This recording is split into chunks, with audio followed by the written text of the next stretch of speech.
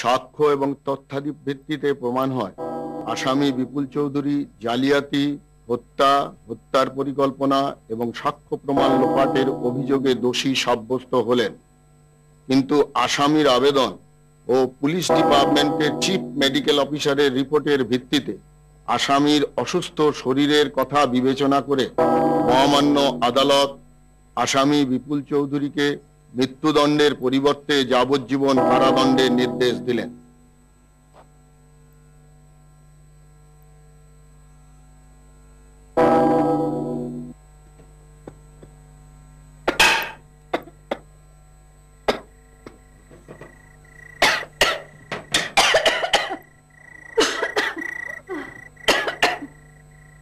কি হলো মা?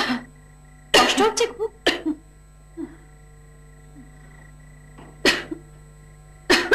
এই নাও না জল।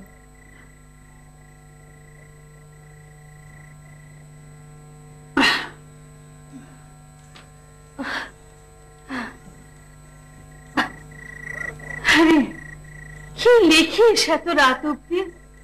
কিছু না মা, ডায়েরি। দীপু আজও আসেনি রে। বলেছিলাম মা, বললো ভাইকে দেখতে যাবে। এই হয়েছে জ্বালা, ভাই ভাই করে গেল। এদিকে যে তোর বিয়ের বয়স হয়ে যাচ্ছে, সে খেয়াল আছে ওর?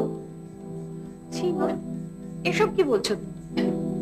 একমাত্র ছোট ভাই, তার দায়িত্ব নেবে না? বাপ নেই, মা নেই, দীপু ছাড়া আর কে আছে বলো তো ছেলেটার?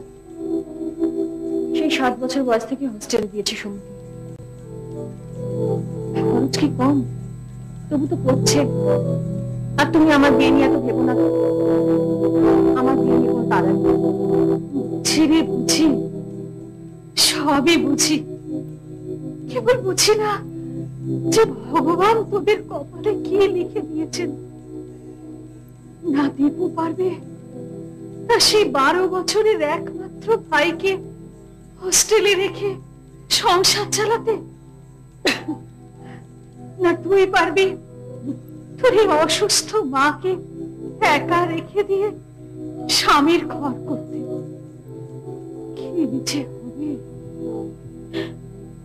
হায় ভগবান, আর কেন? এবার তো উপরে গেলেই হয়। আর তুমি আবার সেই পুরনো কথা শুরু করলে। তুমি এরকম করে ভাবো বলি না তোমার শরীরটা সারে না। শুয়ে পড়ো তো, এবার ঘুমিয়ে পড়ো।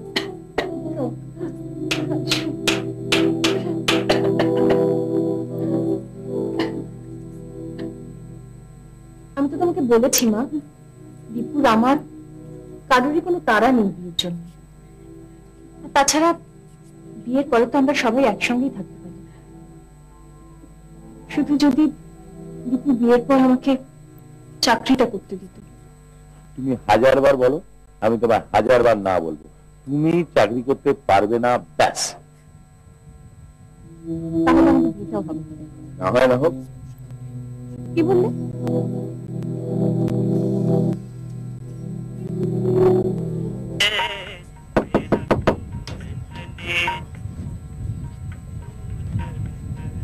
আচ্ছা, বন্দনা মিত্র এখানে থাকেন? হ্যাঁ। আপনি? না, আমি ওনার মেয়ে। ও, আপনি? আমার নাম সলিল বোস। আমি রয়্যান বিশ্বাস সলিসিটর থেকে এসেছি। আপনার নামে একটা, মানে আপনার মার নামে একটা কোর্টের চিঠি আছে। আমার নামে কোর্টের চিঠি? কে পাঠালো? আমার আগে শুনতে দাও না কথাটা। এইসব কি হচ্ছে বলো? আমি আবার কি করলাম? তুমি শুয়ে পড়ো, শুয়ে পড়ে যাও। সেখানে গিয়ে শুয়ে পড়ো। আসুন। আসলে মার শরীরটা ভালো যাচ্ছে না। হার্টের প্রবলেম, লাংস ইনফেকশনও আছে। তাহলে তো আমি ঠিক সময় এসেছি বলতে হবে। দেরি করলে আপনার শরীরটা খারাপ হয়ে যেত, কাজটা হতো না। কি কাজ? কি হচ্ছে বলুন তো? বলছি, সব বলছি। আচ্ছা মাসিমা, সমরেন্দ্র পাল চৌধুরী আপনি চেনেন? সমরেন্দ্র পাল চৌধুরী? পাল চৌধুরী আসলে আমার মায়ের বাপের বাড়ির দিককার, ওই কোচবিহারের পাল চৌধুরী। ঠিক ধরেছেন। আচ্ছা, উনি আপনার কে হন? সমরেন্দ্র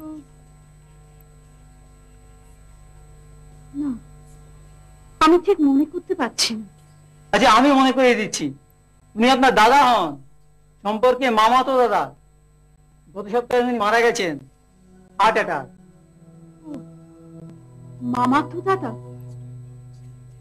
আসলে ওদের সঙ্গে অনেকদিন কোনো যোগাযোগ নেই, কোনো খবরও পাই না।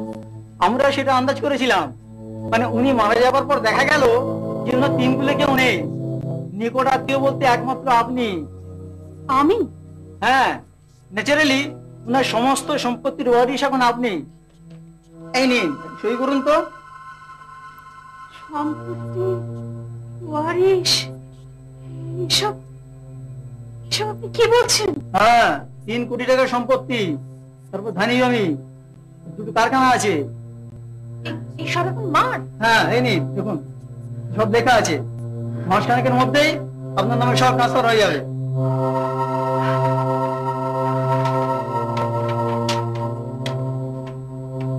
আপনি কাজ করুন তো, ফিল আপ করে নাম, সম্পর্ক, ডেট অফ বার্থ, ঠিকানা। হ্যাঁ, এখানে সই করুন, বাদ বাকি আমি ফিল আপ করুন। হ্যাঁ, চলি। ভাইয়া ভাই, আপনার মার ওয়ারিশ কে? আমি। আপনার মার ওয়ারিশ কে? আমি। ভাই বোন বিয়ে তো করেননি? Very good.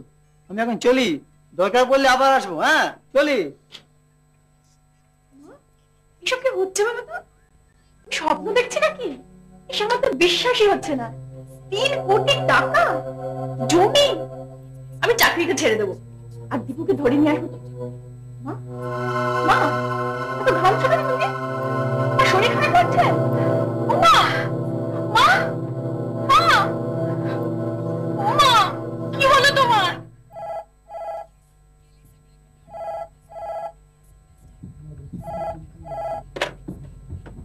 হ্যালো। হ্যাঁ, এই দীপঙ্কর, তোর ফোন।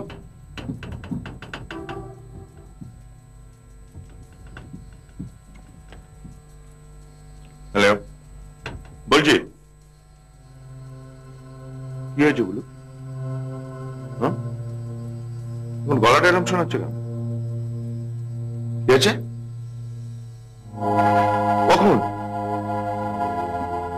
Oh my God!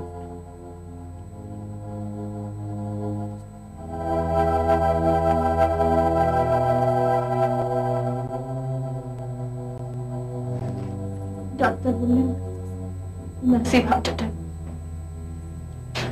বিছানা থেকে নামানোর আগে সব শেষ। বেঁচে গেল মা, কষ্ট থেকে রেহাই পেয়ে গেল।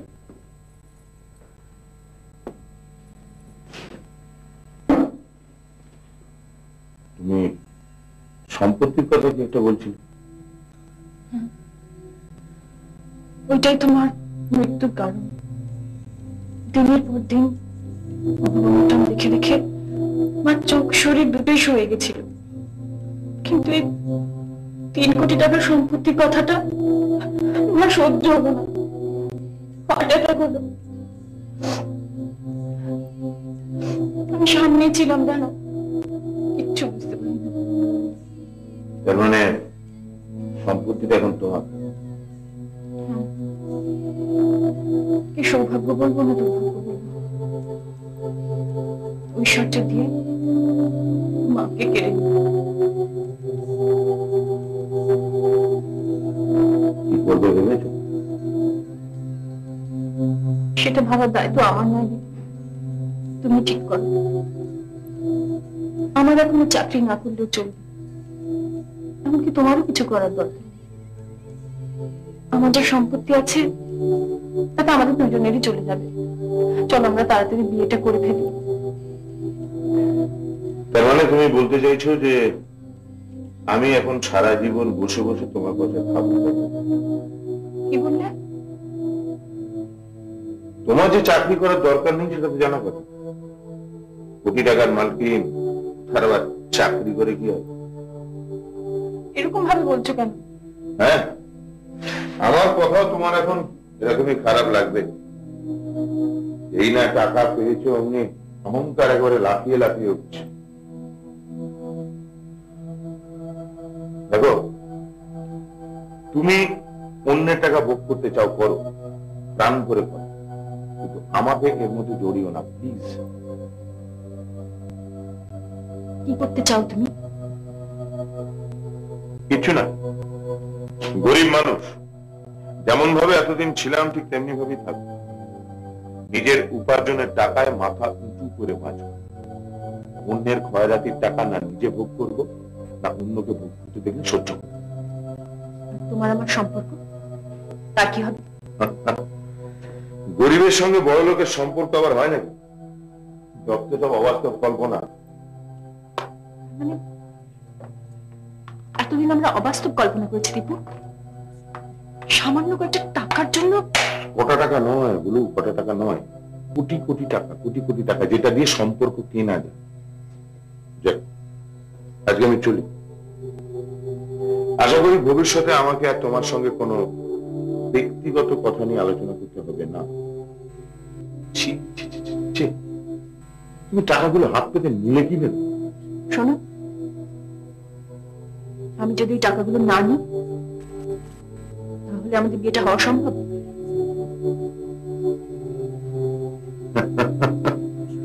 দেখো, সারা জীবন ধরে তুমি আমাকে শোনাবে যে তুমি আমার জন্য ঠিক কতটা স্যাক্রিফাইস করেছো, শোনাবে না? সেটা আর সম্ভব নয় বলে, আর সম্ভব নয়। এতদিন আমার যেটা মনে হতো অলিক কিন্তু অসম্ভব নয়, আজকে সেটা মনে হচ্ছে অসম্ভব। তোমার সাথে আমার বিয়ে হওয়াটা সম্ভব নয় বলে। All the best.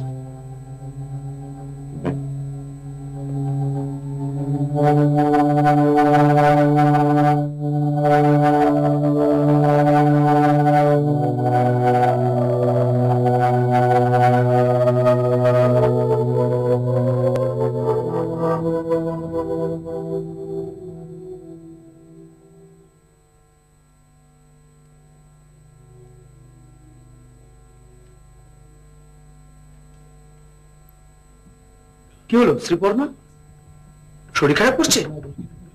না, মাথাটা ধরেছে। ও, তাহলে ওষুধ এনে দেবো? না না, আর একটু দেখি, ওষুধ না খেয়ে যদি কম। আরে শ্রীপর্ণা, দীপঙ্করকে তো দেখছি না। জানি না, আমার সঙ্গে দেখা নেই। তোমার মার কাজেও তো এলো না। দীপঙ্কর ট্যুরে গেছে। সেদিন বসের সঙ্গে আলোচনা হচ্ছিল, শুনলাম। বোধহয় বসের কোনো অ্যাসাইনমেন্ট নিয়ে গেছে। শ্রীপর্ণা, তুমি কিছু জানতে না? না, আমি ঠিক।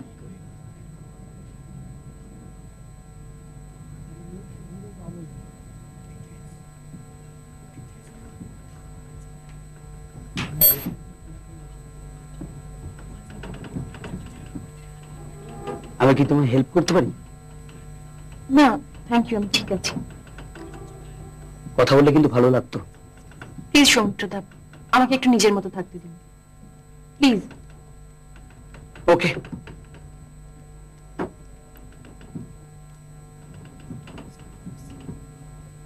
বসতে পারি? আপনাকে তো, ও সরি, আপনি? নমস্কার, আমার নাম কমলেশ সরকার। আমি রিয়েল এস্টেটের ট্রেডে আছি। একটা সম্পত্তি বিক্রির ব্যাপারে আপনার বস মিস্টার চোখানির সঙ্গে কিছু কথা হচ্ছিল। আপনি শ্রীপর্ণা মিত্রই তো? হ্যাঁ। আচ্ছা, মিউটেশনের ব্যাপারটা কি আপনি দেখাশোনা করেন? হ্যাঁ। আমাকে আপনি কয়েকটা ডেটা দেবেন, আপনার বসের ইনস্ট্রাকশনস। বসুন, থ্যাংক ইউ। আমি বের করে দিচ্ছি।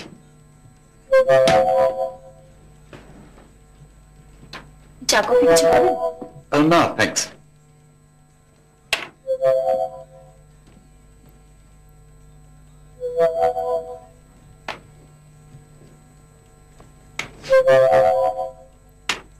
আপনার শরীরটা বোধহয় একটু খারাপ আজকে।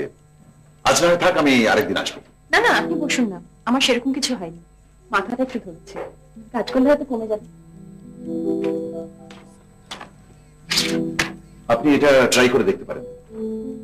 কিছু মনে করবেন না, প্রথম আলাপে এটা দেওয়াটা হয়তো উচিত হচ্ছে না। আসলে মাথা ধরাটা যে কি জিনিস আমি খুব ভালো করে জানি, মানে তাই সবসময় এটা সঙ্গে রাখি। আপনার দরকার হলে আমাকে বলবেন। আচ্ছা দিন, থ্যাংক ইউ। ওয়েলকাম।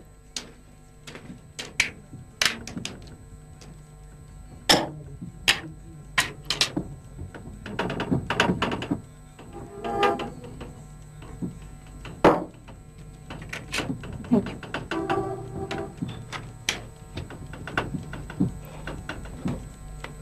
আপনি একটু ওই চেয়ারটায় বসবেন? হ্যাঁ নিশ্চয়ই।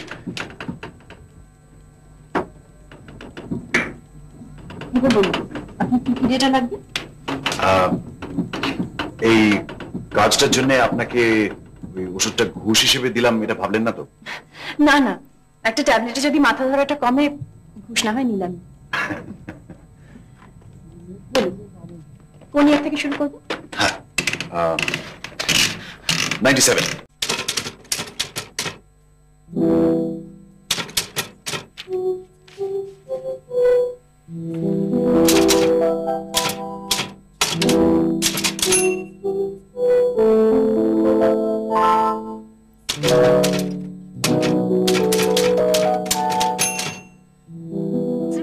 পাঁচটা বেজে গেছে।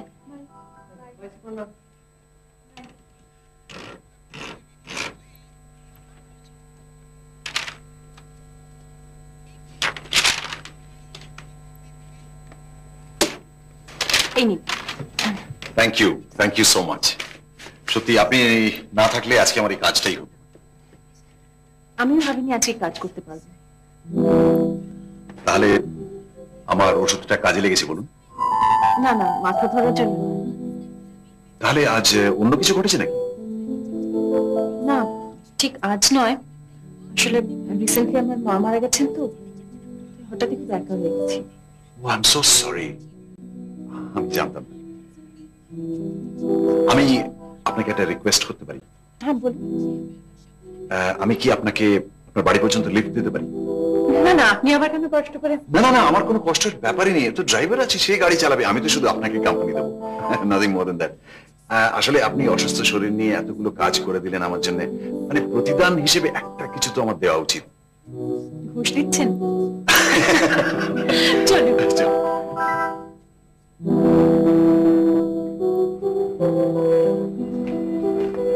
আমি যদি মাঝে মাঝে আপনার সঙ্গে দেখা করি, আপনার কি খুব খারাপ লাগবে? না, খারাপ লাগবে কেন? তবে আপনি ব্যস্ত মানুষ। দেখুন, যে কাজ করতে চায় সেই ব্যস্ত থাকে, আর তাছাড়া আমি একা হাতে ব্যবসা সামলাচ্ছি তো, এটা কিরকম একটা নেশার মতন হয়ে গেছে। তবু আজকাল দিনের শেষে মাঝে মাঝে খুবই ক্লান্ত লাগতো, কিন্তু আজ আমার কাজ করে মনে হচ্ছে এখন অনেক কিছু করার বাকি আছে। আপনি নিজেকে নিয়ে একেবারেই ভাবেন না, তাই না? তার মানে?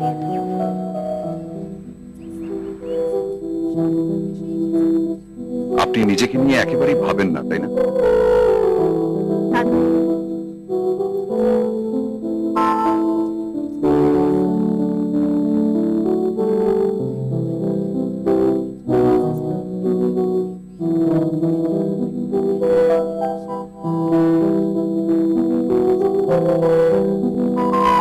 আজ অনেকদিন বাদে ডায়েরি লিখতে বসে বারবার তোমার কথাই মনে পড়ছিল। আজ জীবনে প্রথমবার এমন একজন মানুষ দেখলাম যার চোখের দিকে তাকালে মনে হয় আমার সব কথা সে জেনে গেল কি করে। ভাবতে অবাক লাগে দীপুকে কিভাবে আঁকড়েছিলাম আমি। ও ছাড়া আমি যেন আর কিছু জানতামই না। দীপু ছাড়া সত্যিই আজ নিজেকে স্বাধীন লাগছে। ভাবতে ভালো লাগছে আমার সব সিদ্ধান্ত এখন আমি নিজেই নিতে পারি। আরে আপনি কোথায় ছিলেন এতদিন? নর্থ ইন্ডিয়া বিভিন্ন জায়গায় ট্যুর করছিলাম। তো আজকে যখন সুযোগ পেয়েছি তখন আপনাকে ছাড়ছি না। আসুন একটু কফি খাইয়ে আনি। ও বাই দ্য ওয়ে, আপনার কোর্টের ঝামেলা মিটলো? হ্যাঁ, মিটে গেছে। আসুন তাহলে, উঠে আসুন। আসুন না, হাঁ করে তাকিয়ে কি দেখছেন?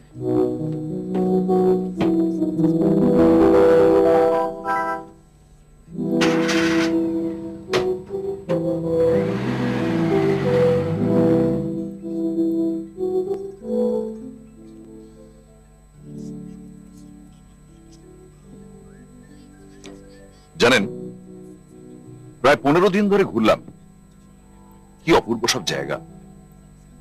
এসব প্রপার্টি ডিল করেও একটা আনন্দ আছে। তবে একটা কথা আমি খুব বুঝলাম, বারবার এই শহরেই ফিরতে আমার ইচ্ছে করে। এটা কেন হয় বলুন তো? আমি কি করে বুঝি?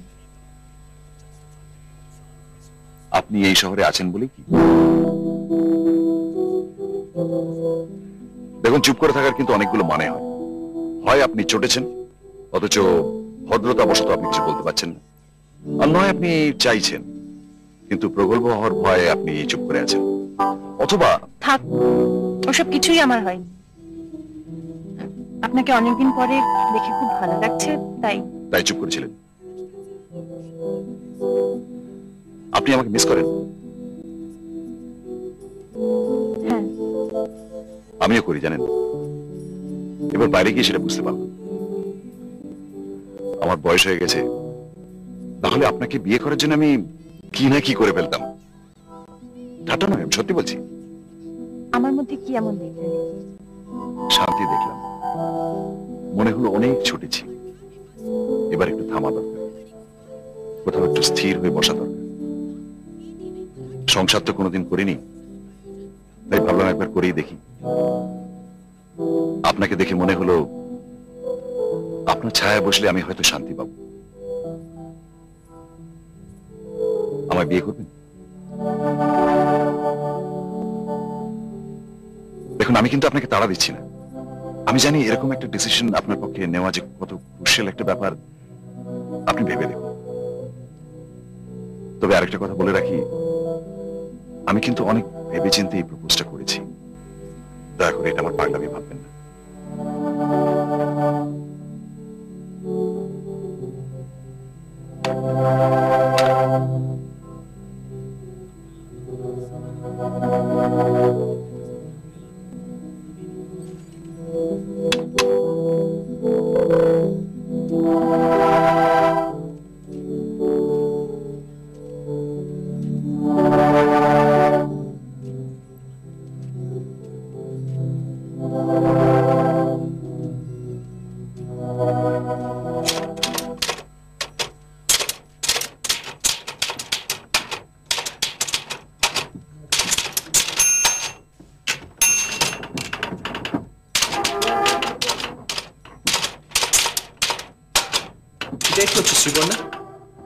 রেজিগনেশন।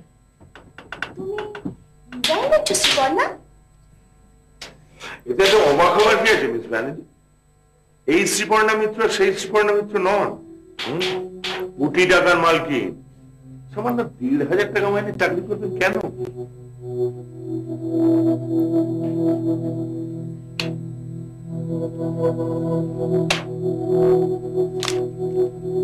একটা খবর তোমাকে দেওয়া হয়নি, আমি বিয়ে করছি।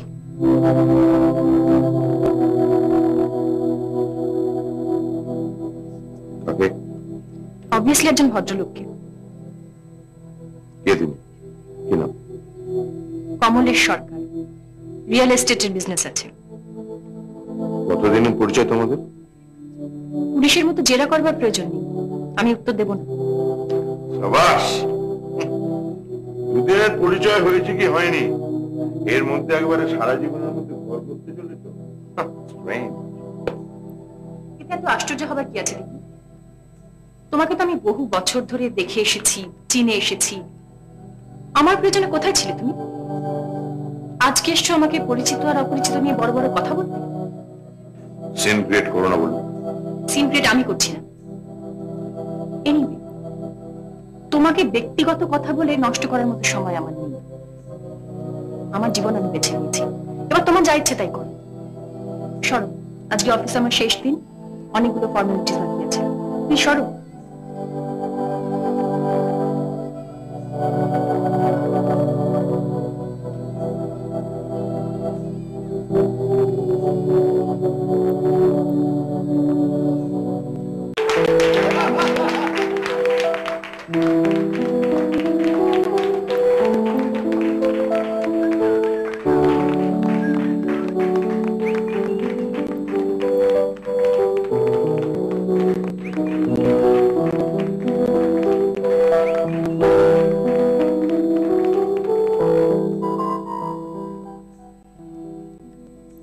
মাঝে মাঝে ভাবি এইটুকু শান্তি পেতে আমার এত বছর লেগে গেল কেন? কপালে লেখা ছিল তাই। তোমার এই হোটেল ঘরে থাকতে খুব খারাপ লাগছে তাই না? এবার খুব শিগগিরই আমি একটা বাড়ি কিনে ফেলবো। একটা বাংলো দেখে এসেছি বুঝলে, খুব সুন্দর বাংলোটা, সস্তায় পাচ্ছি। কিন্তু প্রবলেম হচ্ছে আমার চেকগুলো সব আটকে আছে, ব্যাংকে একটাও টাকা নেই। 15 লাখ টাকা মতন হলে আমার টাকা থেকে নিয়ে নাও। সে তো নিতেই পারি, কিন্তু তোমার অসুবিধা হবে না? আমার টাকা তোমার টাকা নয় বুঝি, অসুবিধা হবে কেন? বেশ, তাহলে তুমি বাড়িটা দেখে পছন্দ করে ফেলো। আমার আবার আলাদা করে পছন্দ করার কি আছে? তুমি পছন্দ করছো তাই যথেষ্ট। তাহলে একটা কাজ করো, টাকাটা যখন তুলতেই হবে তখন একটু বেশি করে তুলে নিও, কারণ আমাদের দুজন নামে একটা জয়েন্ট ইন্স্যুরেন্সও করিয়ে ফেলবো। এর পরের প্রিমিয়াম থেকে আমি দিতে পারবো, কোনো অসুবিধা নেই।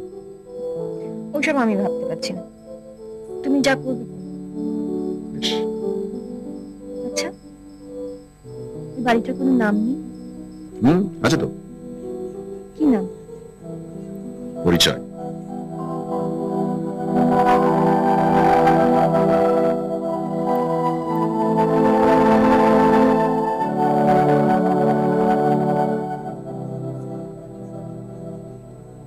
এসো, এই হচ্ছে পরিচয়।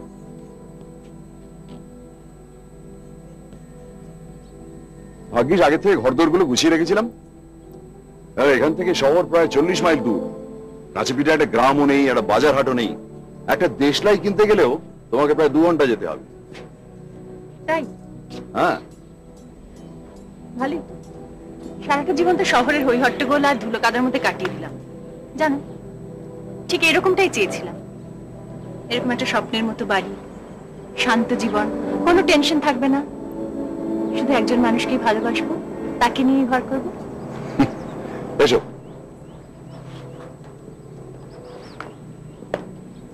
ওই তো শম্ভু এসে গেছে। এসো শম্ভু, এই হচ্ছে তোমার বৌদি। প্রণাম। বুঝলে শ্রীপর্ণা, এখানে কাজের লোক পাওয়া যে কি মুশকিল তোমায় কি বলবো। খুব ভাগ্যক্রমে শম্ভুকে পেয়ে গেলাম।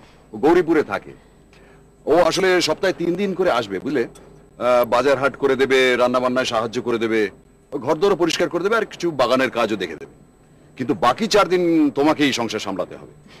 আমি কি না বলেছি? বৌদি চলো, ওই নিজের ঘর সংসার নিজে বুঝে নেবে। চলো, আমি সপ্তাহে 3 দিন আসবো বটে, সারা সপ্তাহের কাজ কিন্তু আমি করে দিয়ে তবে যাবো, দেখে নিও। এসো। চলো চলো চলো চলো। আমার এক একটা স্বপ্ন যে এভাবে সত্যি হয়ে যাবে তা কোনোদিন ভাবিনি মা। একটা স্বপ্নের মতো বাড়ি, শান্ত নিস্তরঙ্গ জীবন, ভালোবাসার মানুষ, ভালোবাসার সংসার, কটা মেয়ের কপালে এই সুখ জোটে বলো?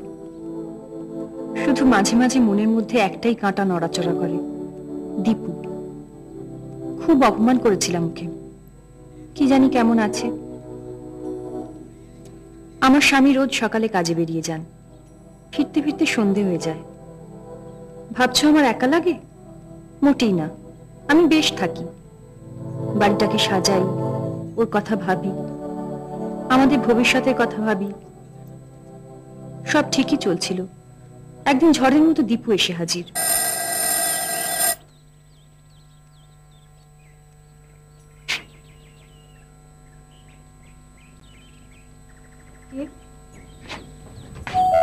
তুমি দেখ, চিনতে পেরেছি তাহলে? তুমি এখানে কি করছো? এমন ভাবে দরজা আগলে দাঁড়িয়ে আছো, ওই জন্য মনে হচ্ছে আমি চলে গেলে তুমি খুঁজছো। ভেতরে আসতে বলবেন? এসো।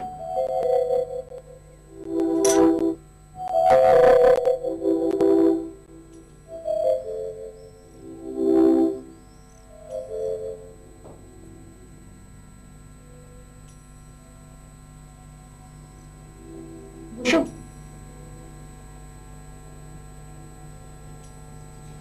তোমার বাড়িটা কিন্তু খুব সুন্দর হলো।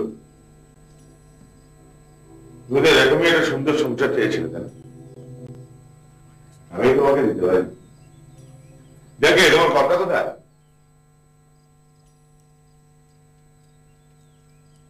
কাজে বেরিয়েছে 8:30টার সময়।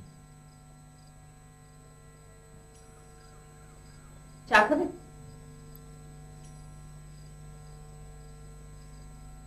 তুমি কিন্তু আমার প্রশ্নের উত্তরটা এখনো দিলে না। তুমি এখানে কি করছো?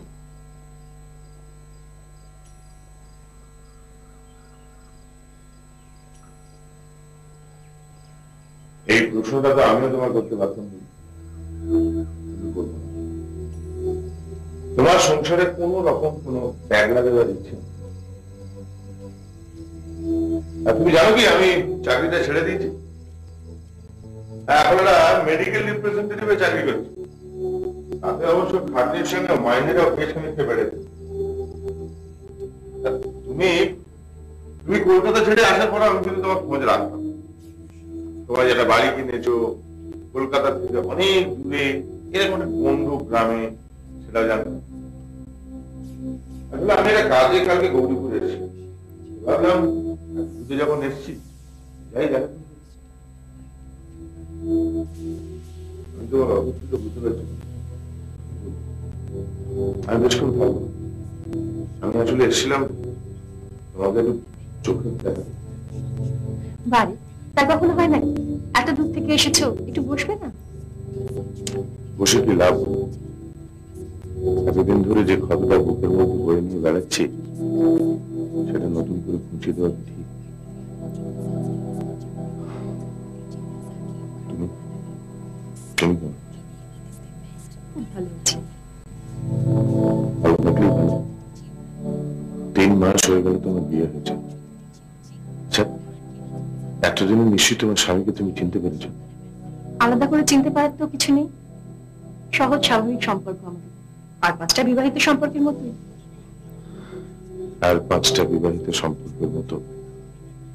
আচ্ছা বলু, তুমি তোমার স্বামী কমলেশ বাবু সম্পর্কে ঠিক কতটা জানো? মানে মানে ধরো উনি কি করেন, কি ব্যবসা করেন, কোথায় কোথায় যান, কাদের সঙ্গে মেশেন, এসব। এতদিনেও তোমার স্বভাব পাল্টালো না? এখনো জেরা করছো? ভুলে যাও না আমি অন্যের স্ত্রী। সে তো বটেই, সে তো বটেই।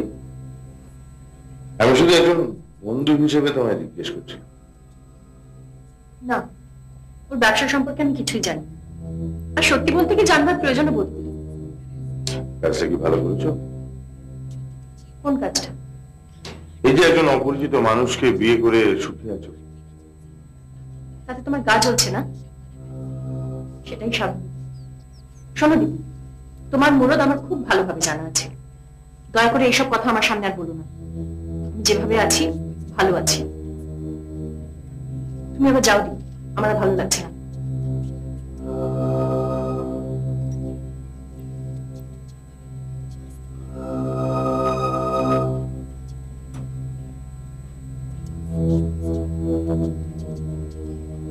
আমি গৌরীপুরে এখনো দিন 7 থাকবো।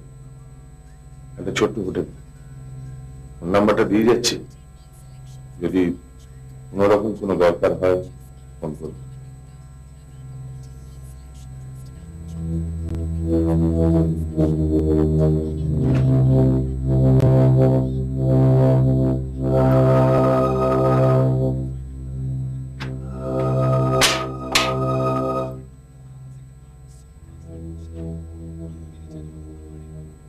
একটা কথা মনে রেখে বলি, আমার থেকে কোনোরকম ক্ষতি হওয়ার কোনো সম্ভাবনা তোমার নেই, কারণ তুমি আমাকে চেনো।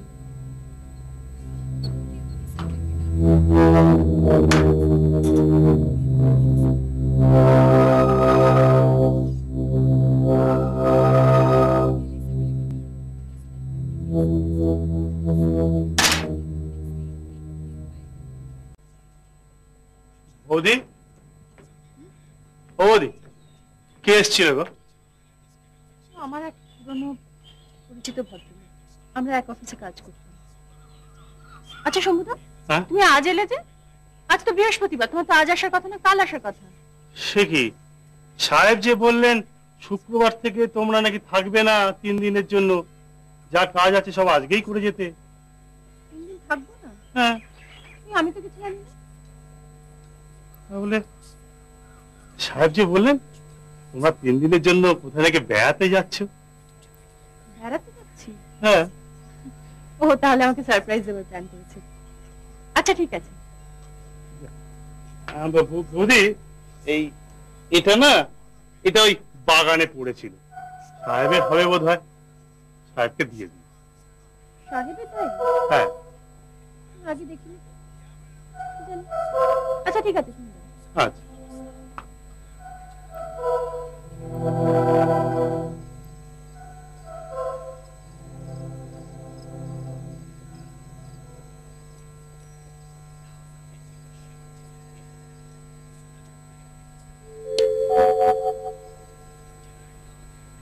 আশ্চর্য, কাদের নাম লেখা?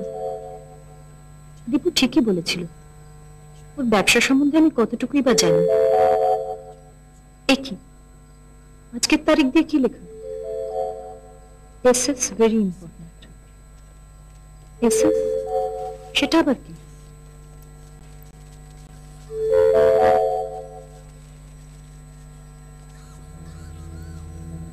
কোনোদিন অন্যের ব্যাপারে অযথা কৌতূহল দেখাইনি। একবার না হয় দেখালাম, তাতে কি হয়েছে? সন্ধ্যেবেলা কমলেশ ফিরলে ওকে জিজ্ঞেস করব?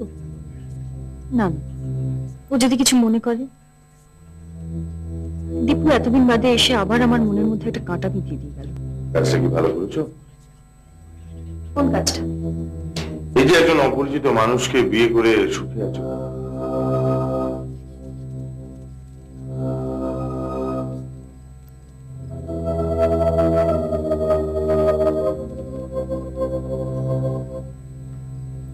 বৌদি, বৌদি রাতে রান্না কি হবে? রাতে হ্যাঁ। ও কিছু করতে হবে না, ফ্রিজে মাংস আছে তো, আমি রেঁধে নেবো। তুমি আজ যাও। আচ্ছা, আমি বরং একটু থেকে যাই বৌদি, জিনিসপত্র গোছগাছ করতে যদি কাজে লাগে। না না, ও আমি নিজেই করে নেবো, তুমি যাও। আচ্ছা বৌদি, বলছিলাম যে চিনি নেই, আমি বরং ওই সোমবার দিন আসবার সময় নিয়ে আসবো। ঠিক আছে, আসছি বৌদি। এসো। আবার সোমবার।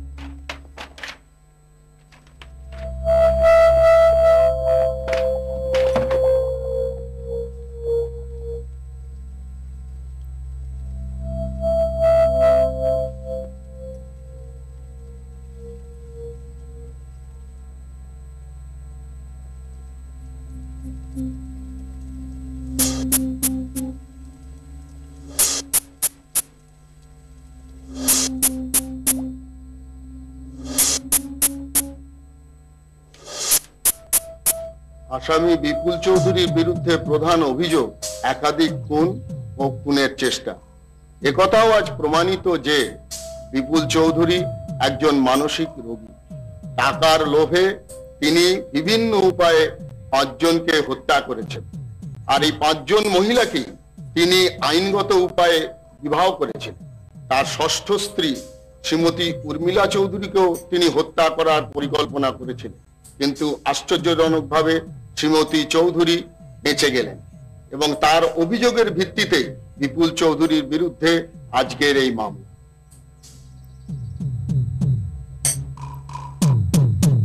হত্যাকাণ্ডগুলির মূল উদ্দেশ্য যে টাকা, তা জলের মতো পরিষ্কার। প্রত্যেকটি বিবাহের পরই চৌধুরী তার প্রতিটি স্ত্রীর সঙ্গে জয়েন্ট পলিসি করেছেন এবং হত্যাকাণ্ডের পরই সেই টাকা আত্মসাৎ করেছেন। অভিযুক্ত বিপুল চৌধুরীর বিরুদ্ধে আরো অভিযোগ যে সবকটি হত্যায় তিনি বিভিন্ন নামে করেছেন। তার সঠিক নাম যে কি তা এখনো জানা যায়নি, তবে শনাক্তকরণের চিহ্ন হিসেবে বাঁ কানের পিছনের আঁচিল ধরে নেওয়া যেতে পারে। এটা কি গো? ওটা আমার জন্মের সঙ্গী। কেন, বাগানের পেছনে আঁচিল থাকা তো ভালো। তাই as a chief medical officer আমি বহুদিন থেকেই বহু মানসিক রোগীকে দেখেছি এবং এখনো দেখছি, আর আমার সেই অভিজ্ঞতা দিয়ে আমি বলতে পারি যে আসামি বিপুল চৌধুরী একজন মানসিক রোগী। মাই লর্ড, শুধু তাই নয়, তার সঙ্গে তার হার্টের একটি মেজর প্রবলেমও আছে। Is a heart patient.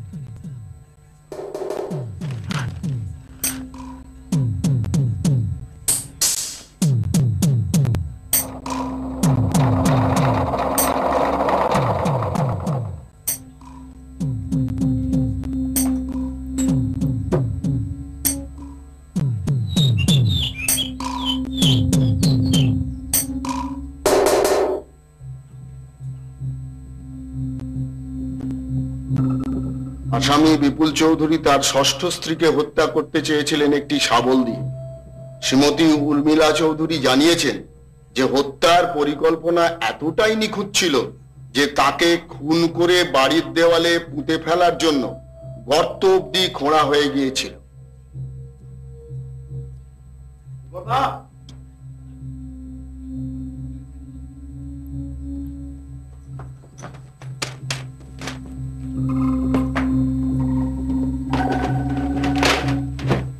Sriparna,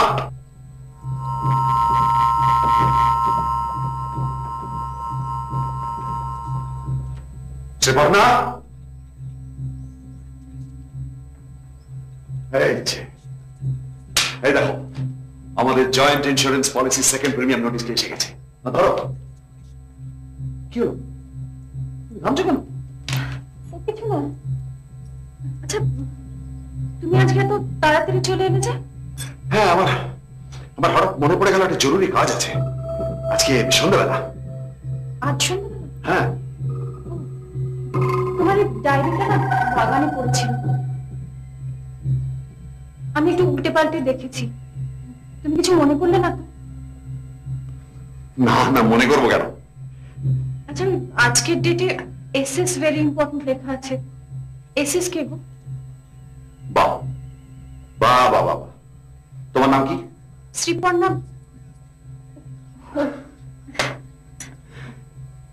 আচ্ছা, আমার সঙ্গে তোমার কি জরুরি কাজ আছে?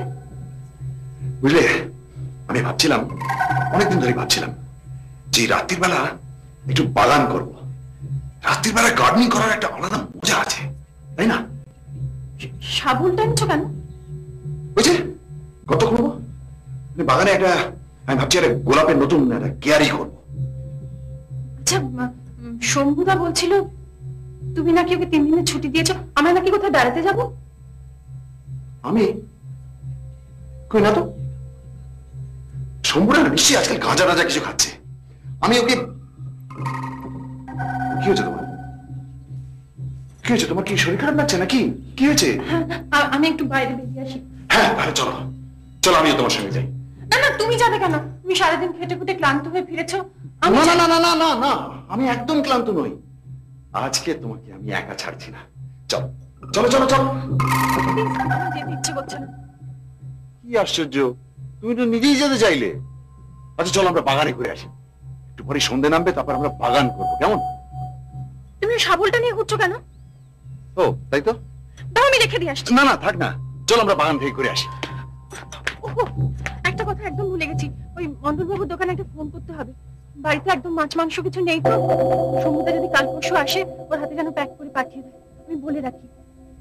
আর তুমি কফি খাবে তো? হ্যাঁ নিশ্চয়ই, চলো আজকে আমি কফি বানাবো। না না, তুমি বানাবে কেন, আমি বানাচ্ছি। তুমি এখানে থাকো, কফি নিয়ে আসছি।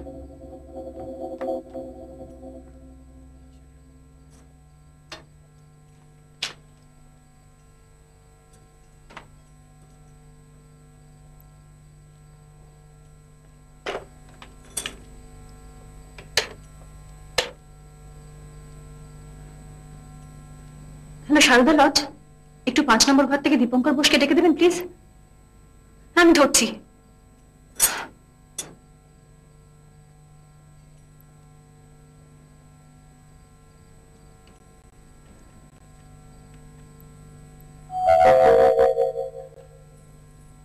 হ্যাঁ গো, এই পজ লেখা বাটনটা কি? ওটা ধরো তুমি চাও না যে এপাশের কথা ওপাশের লোক শুনতে পায়, তখন ওটা প্রেস করবে, বুঝেছো? দীপঙ্কর বোস বলছি, কে বলছেন? আমি শ্রীপর্ণা সরকার বলছি। বলো তুমি, কি ব্যাপার? আমার কিছু জরুরি অর্ডার আছে, একটু লিখে নেবেন প্লিজ। বলো, কি হয়েছে কি তোমার? আপনি একটু লিখুন না। বলি? হ্যাঁ বলো। আসলে ব্যাপারটা আমার স্বামীকে নিয়ে। আমার বাড়িতে মাছ মাংস কিছুই নেই, আর আপনি তো জানেন ওর মাছ মাংস ছাড়া একদম চলে না। ব্যাপারটা এত জরুরি যে আপনার কথা সবচেয়ে আগে মনে পড়লো। Please help me. অর্ডারগুলো লিখে নিন। 2 কেজি চিকেন, 1 কেজি মাটন কিমা, 24টা ডিম আর মাছ যা হয়। সোমবার অতি অবশ্যই পাঠাবেন তো? ব্যাপারটা আমার কাছে যাকে বলে question of life and death, জীবন মরণের সমস্যা। হ্যাঁ, আপনি অবশ্য বলেছিলেন স্টক রাখতে, এখন দেখছি আপনার কথাই ঠিক। আমি কিন্তু অপেক্ষা করব। বাই।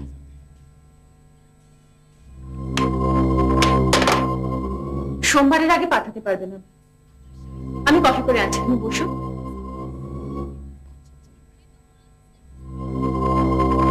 ব্যাপারটা আমার স্বামীকে নিয়ে। ব্যাপারটা এত জরুরি যে আপনার কথাই আগে মনে পড়লো। Please help me. আমার কাছে it's a question of life and death, জীবন মরণের প্রশ্ন। এখন দেখছি আপনার কথাই ঠিক, আমি আপনার জন্য অপেক্ষা করছি। My god.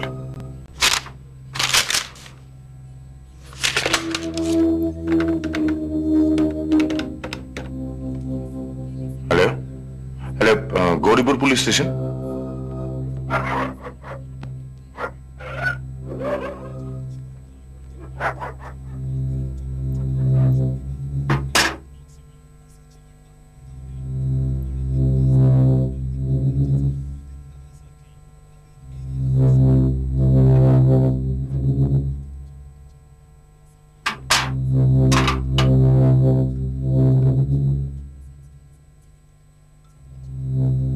তাড়াতাড়ি এলো, গৌরীপুর থেকে আসতে 1/2 ঘন্টা অন্তত লাগবে। ততক্ষণ বেঁচে থাকতেই হবে। দীপু আমার বিপদ বুঝতে পেরেছে তো? লোকটাকে কিছুতেই বুঝতে দেওয়া যাবে না যে আমি ওর পরিচয় জেনে ফেলেছি। হে ভগবান, কি হবে যদি দীপু ঠিক সময় না আসে?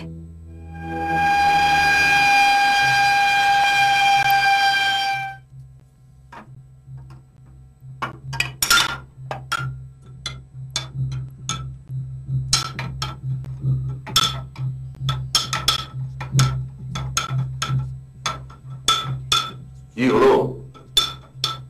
কতক্ষণ ধরে কফি বানাবে? দাও তো। তুমি নিলে না? ইচ্ছে করছে না।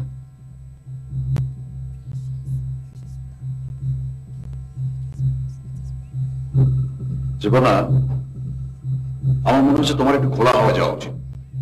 চলো আমার বাগানে। বললাম তো ভালো লাগছে না। আচ্ছা তোমার কি হয়েছে বলো তো? তুমি 1 কাপ কফিতে 3 চামচ কফি দিয়েছো, চিনি দাওনি। এই জন্য বলছিলাম যে কফিটা আমি বানালেই ভালো হতো। শোনো,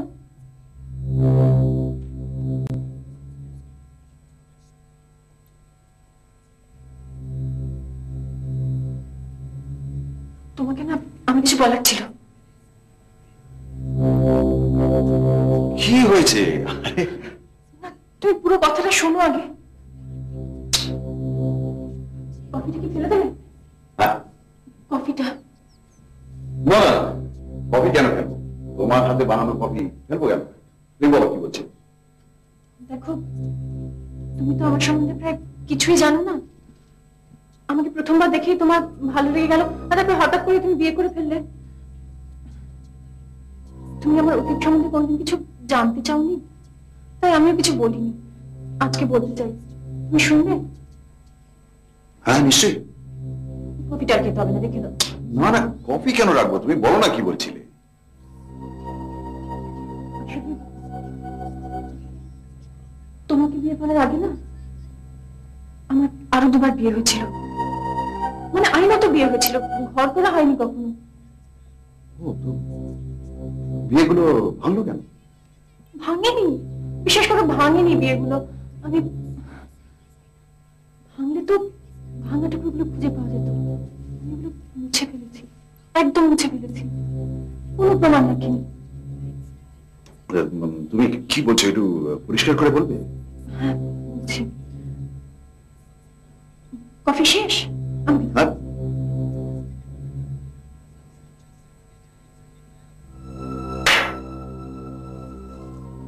আমার প্রথমবার বিয়ে হয় এক বয়স্ক ভদ্রলোকের সঙ্গে। ওনার ট্রান্সপোর্টের ব্যবসা ছিল, অনেক টাকা ছিল ওনার। অত টাকা, অত বিলাসিতা আমি আগে কখনো দেখিনি। ও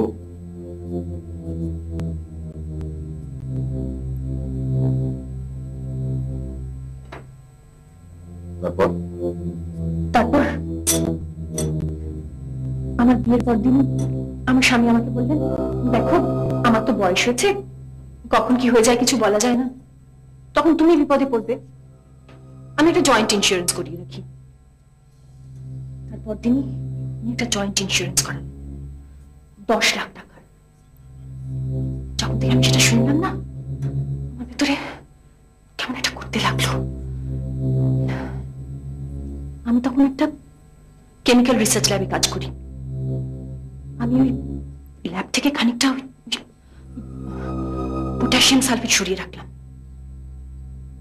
আমার স্বামী সেদিন হংকং গেলেন একটা বিজনেসের কাজে। আমি স্যান্ডউইচের সঙ্গে বিষটা ভালো করে মিশিয়ে দিলাম। আমার প্রথম স্বামী হংকংয়ে মারা গেলেন। 10 লাখ টাকাটা পেতে আমার কোনো অসুবিধা হলো না। এর মাস তিনেক পরে অফিসে একটি ছেলের সঙ্গে আমার আলাপ হলো। ছেলেটা হয়তো আমার থেকে বয়সে ছোটই হবে, কিন্তু কেন জানি না ওরা আমাকে ভালো লেগে গেল। ও আমাকে প্রপোজ করল, আমিও রাজি হয়ে গেলাম। আমাদের বিয়েটাও হয়ে গেল। ছেলেটা একটু ভীতু ছিল, কিন্তু তবুও ওকে আমার ভালোই লাগতো। বিয়ের 7 দিন পরে ও একটা জয়েন্ট ইন্স্যুরেন্স করালো, বেশি নয় 7 লাখ টাকা। যখন থেকে খবরটা শুনলাম, আমার মধ্যে আবার সেরকম করতে থাকলো। বিষটা সঙ্গে ছিল, খাবারে মিশিয়ে দিলাম। আর সেই দিন ওর অফিসে ওকে নিয়ে একটা স্ক্যান্ডাল হয়েছে। সবাই ভাবলো সুইসাইড, কেস কোর্ট অব্দিও। আবার আমি ইন্স্যুরেন্সের টাকাটা পেয়ে গেলাম। ততদিনে আমার একটা নেশা লেগে গেছে। টাকা, আরো টাকা, আরো টাকা। তারপর তোমার সঙ্গে আমার আলাপ হলো। তুমি যখন আমাকে বিয়ে করতে চাইলে না, তখন কিন্তু আমি টাকার কথা ভাবিনি। বিশ্বাস করো, আমি একদম টাকার কথা ভাবিনি। কিন্তু আজ তোমার হাতে শাবলটা দেখলাম, জয়েন্ট ইন্স্যুরেন্সের চিঠিটা দেখলাম, আমার মধ্যে আবার সেরকম হতে লাগলো। আমি কোনদিন ভাবিনি তোমার কফিতে বিষ মেশাতে পারবো।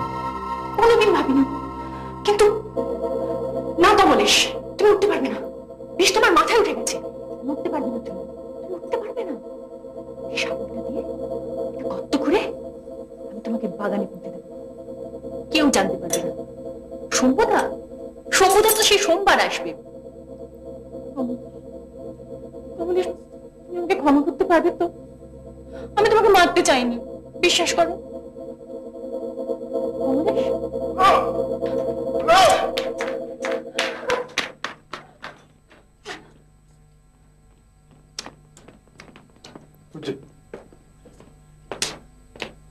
এই মিস্টার, চলুন থানায় চলুন।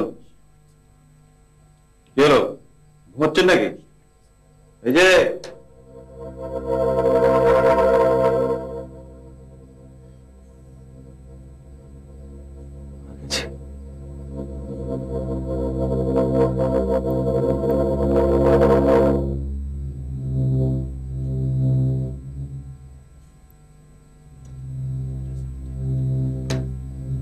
ইন্সপেক্টর, একটা হার্টের রোগী ছিল।